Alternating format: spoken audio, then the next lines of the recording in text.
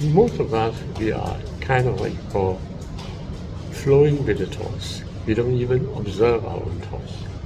But here I'm asking you to self-observe. You have to observe the voice, your own voice that speaks the thoughts. And this is where the miracle will come from. Because your voice is breath. And you observe yourself speaking the thoughts. And you discover that you are the causation of everything that's taken place. Because you yourself had voiced it out.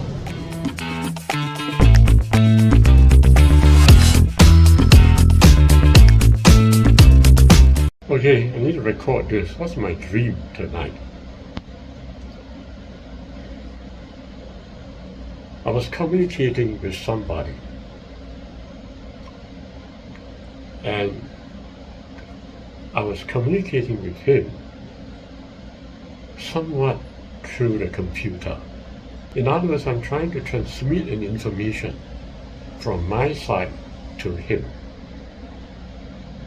So in my mind, the information will go to his side from me. Okay. So after I did the transmission, I was trying to make sure that the information had been transmitted to him. So what I did was, I tried to go to the place where the information has been transmitted to, which is to him. So when I attempt to go towards him, I somewhat apparently enter into his computer. But at that point when I entered into his computer, I didn't realize that I was in his computer. So I kept searching for the information that I had transmitted to him on the other side, because I assumed that I'm still in my own computer. But I was shocked when suddenly in my mind, in the dream, I realized that actually I was not in my computer, I was in his computer. And that I was looking for the information as though it was in my computer, looking for the information which I have transmitted on the other side. And as usual, the dream may sound so ridiculous indeed, but to me, every dream makes sense. Every dream has a hidden message. But unfortunately, it sounds like a fantasy. Because the dream comes from the night, comes from a place within you. It has a message, but it covers the message, it hides the truth. And why? Because in some cases, you don't want to hear it. You prefer to live in your own fantasy of your life, rather than in the truth that you can hear from your soul. And as a result, the dream had to hide the truth from you. Interestingly, the dream is from the night. Why from the night? Because it's from the darkness. Why is it from the darkness? Because it is from infinity. The infinity is dark. You can't see what's there. But it's the brightest light of all. You are shining that light. You are the light yourself. So how could you see the light? The world you live in the day is a reflection. But the world you sit in the night, is the shining light that is yourself. Very foolishly, you will not appreciate the darkness. You will not appreciate your own true light. Foolishly, you will rather appreciate the day. And what is the day? The day is only a reflection of the light, not the true light at all. And this is exactly what is happening. The dream is telling me that whoever that I'm thinking right now, I enter into his space-time, and I'm looking at the whole world from a third-party point of view, and not in the first person of the space-time. That's what the dream is telling me. So what it implies is that you will never solve the problem in space-time, because here you are doing something and transmitting an information. But what is happening is that You are captured by the space-time of the other party that you're passing the information to. And you're sitting in his position, searching for what you have passed to him. But you don't realize that you are sitting in his position. Wow. And this is called reflection. You're not living in your own space-time.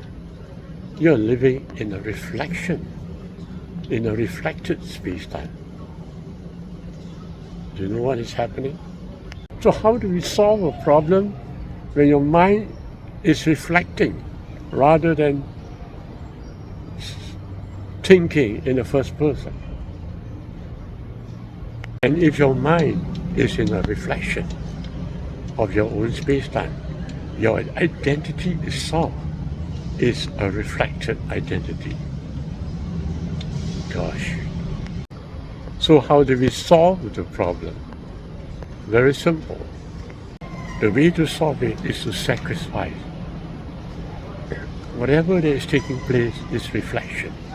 So you just sacrifice to the reflection. That's the only way to get out of it, so to speak. When you sacrifice to the reflection, you're actually turning back the reflected identity was reversed in you.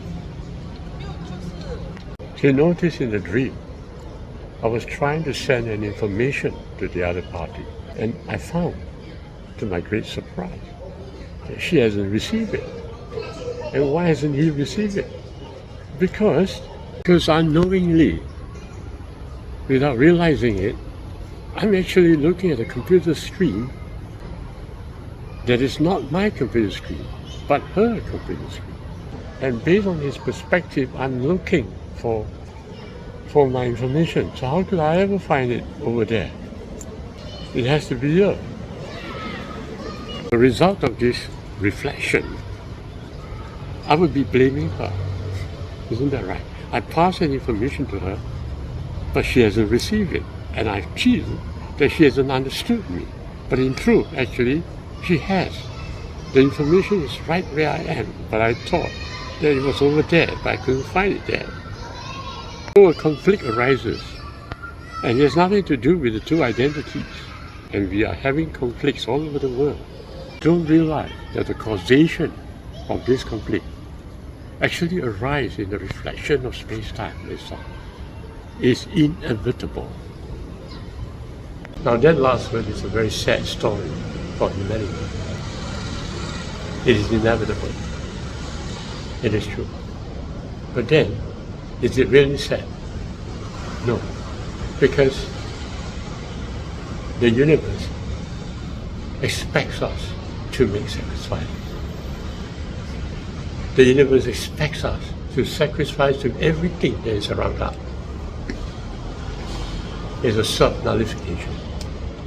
Your identity seems to be completely at a loss when there is a sacrifice. But if you laughed, you won't feel it, because that laugh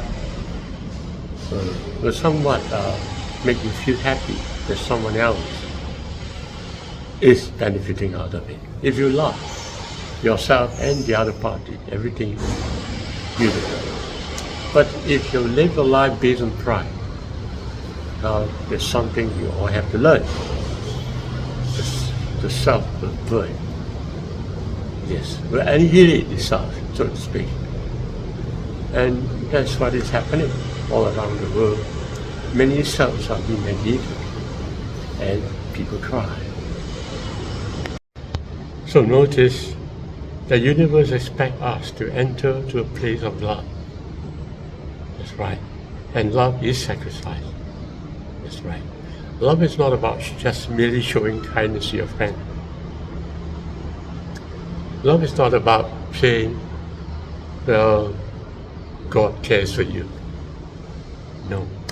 Love is about sacrifice, real sacrifice. And the sacrifice involves self-nullification. That's the hardest part to do. And there is another way out of this problem. And that way is direct love. What I meant is that you are actually influenced by thoughts, right? You have a space-time thoughts, and the other party have a space-time thoughts. It requires a self-observation. It involves you loving yourself, because so far you haven't loved yourself, and that's why you're finding it great difficulty to actually observe yourself. And a lot of people don't want to do that. But if you're able to observe yourself, you're able to observe your thoughts. That's right, and that's where the miracle will come to take place. What kind of self-observation is this? Is this the observation of your own thoughts, right? Yes. No. But you're observing the voice that speaks the thoughts. Most of us, we are kind of what you call flowing with the thoughts. We don't even observe our own thoughts. But here I'm asking you to self-observe. You have to observe the voice, your own voice that speaks the thoughts. And this is where the miracle will come from. Because your voice is breath. And you observe yourself speaking the thoughts. And you discover that you are the causation of everything that's taking place. Because you yourself had voiced it out. As I said earlier, if you simply observe your own thoughts, you will see a reflection. And so you will never solve the problem. But if you observe the voice of your own thoughts, you are not seeing a reflection, because voice is breath and it's not an image cast out in the mind. You are not seeing reflection. You're seeing the first action that you yourself perform. And that is how you control your life. It's truly very hard to explain to you. Thoughts is a third-party image. It's never yourself doing those thoughts.